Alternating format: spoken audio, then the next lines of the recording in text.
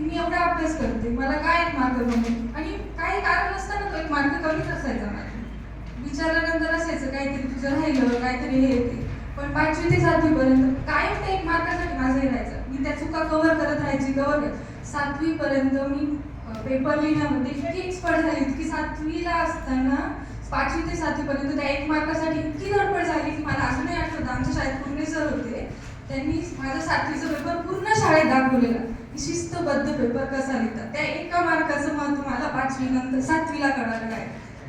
असे खूप अनुभव आहेत देवरगावच्या शाळेत. त्यांनी 7वी पर्यंत आम्हाला देवरगावच्या शाळेतच राहिलो. त्याच्यानंतर 8वीला असताना आम्ही चांदवडला शिफ्ट झालो. त्याच्यानंतर त्यांच्या हाताखालून खूप विद्यार्थी, हजारो विद्यार्थी त्यांच्या हाताखालून गेले. म्हणजे त्यांची इतकी सेवा झाली देवरगावच्या शाळेत की त्यांच्या विद्यार्थ्यांची मुलं त्यांच्या शाळेत यायला लागले होते. ते त्यांना सांगायचे की हे शिक्षक आम्हाला पण होते आणि तुम्हाला पण आहे. म्हणजे त्यांच्या हाताखालून इतक्या मोठ्या